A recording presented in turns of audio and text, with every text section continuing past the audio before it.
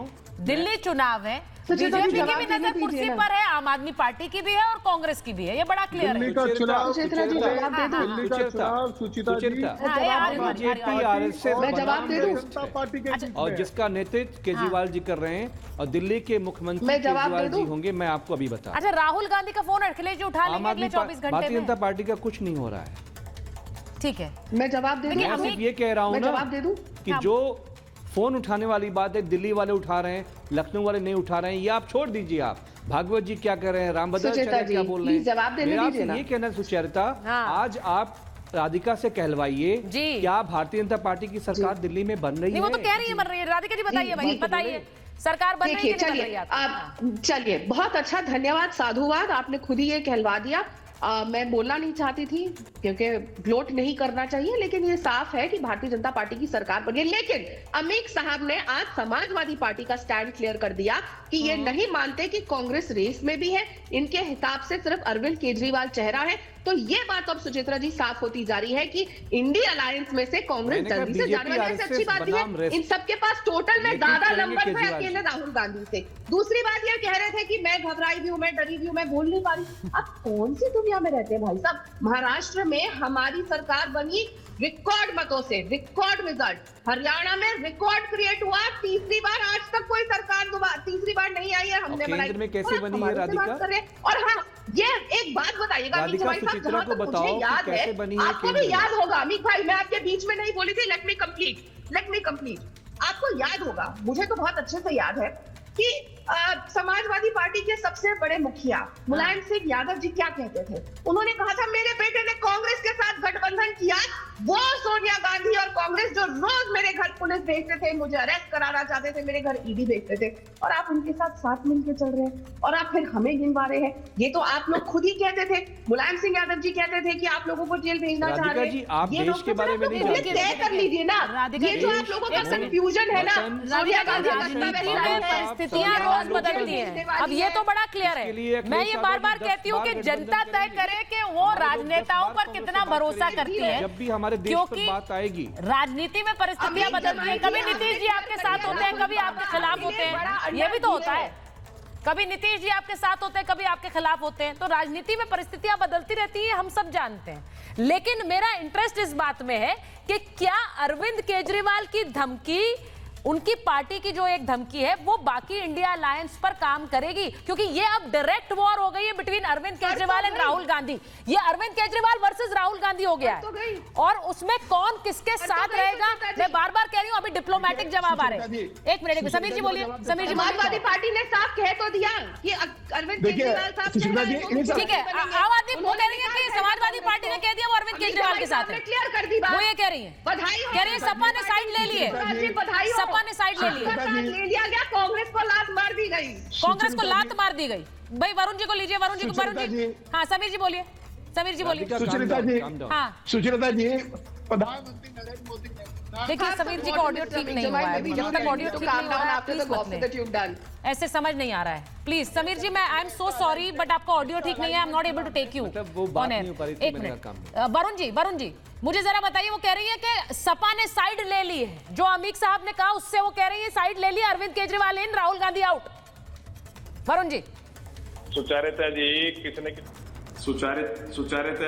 किसने किसको लात दी तो समय बता देता है, कौन पार्टियां छोड़ के भाग रहा है। लेकिन मैं आपको ये कहना चाह रहा हूँ, कांग्रेस पार्टी केजरीवाल में ऐसा नहीं है। लोकल चुनाव होता है, डेमोक्रेसी है, पुलिस या मिलिशिया फॉर्मेट नहीं है देश के अंदर कि साहब लोकल चुनाव हो रहा है तो वो ऐसे क्यों बोल रहा है। खाली शाब्दिक आचरण की बात तो हम कर सकते हैं, लेकिन मैंने कहा लोकल कार्यकर्ता वर्कर्स की बलि नहीं चढ़ाई जानी चाहिए। वो चुनाव कांग्रेस भी लड़ रही है, बीजेपी भी लड़ रही है, कांग्रेस केजरीवाल जी भी लड़ रहे हैं, उसमें क्या दिक्कत की बात है? हाँ, जहां तक अल्टीमेटम की बात है तो सबका अपना, हर नेता का, संजय सिंह जी अटैकिंग आदमी है, कोई बिल्कुल सॉफ्ट बोलता है, कोई थोड़ा अटैकिंग होके बोलता है। तो ये कोई समस्या नहीं है कि राहुल गांधी वर्सेस केजरीवाल हो गए। तो भारतीय जनता पार्टी को किसी भी तरह से दिल्ली में आना चाहती है, इनकी लड़ाई हो जाए, उस आस पे टिके हुए हैं। अभी आपने खुद ने क्लियर कर दिया कि पीडीपी के साथ समझौता। मुझे एक बात बताइए, एक मिनट वरुण जी, मैं डायरेक्ट क्वेश्चन पूछूंगी और मैं जानती हूँ कि आप स्पष्टता से बोलते हैं, सुचारिता जी, आप स्पष्ट बोलते हैं।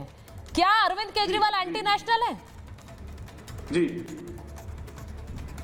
मैंने आपको शुरुआत में कहा ऐसे शब्दों का प्रयोग किसी के लिए नहीं करना चाहिए जो कांग्रेस के लिए कर रही है, जिन्होंने तिरंगा नहीं फैलाया कभी। कांग्रेस एंटी नेशनल, कांग्रेस ने तो भारत का निर्माण किया है। आदि बीजेपी कांग्रेस है आज, बताइए नहीं है क्या? इनके 240 के करीब सांसद है, उसमें कितने कांग्रेस पृष्ठभूमि के? तो ये कॉस्मोपॉलिटन भारतीय जनता पार्टी एकदम से ये किसी पे आरोप लगाने लायक नहीं है। आप एक तरफ अब आप ये कह रहे हैं कि ऐसे शब्दों का इस्तेमाल नहीं करना चाहिए, वो शब्द डैमेज कर गए हैं सर, क्योंकि वो शब्द डैमेज कर गए और इस चक्कर में अब आम आदमी पार्टी ने फुल मोर्चा खोला है कांग्रेस के खिलाफ, फुल मोर्चा। अब अभी तक तो बीजेपी टारगेट करती थी राहुल गांधी को, अब ऋतुराज जी की पार्टी टारगेट कर रही, वो कह रही है कि इन्हें आउट करिए, निकालिए इन्हें गठबंधन से। टारगेट नहीं कर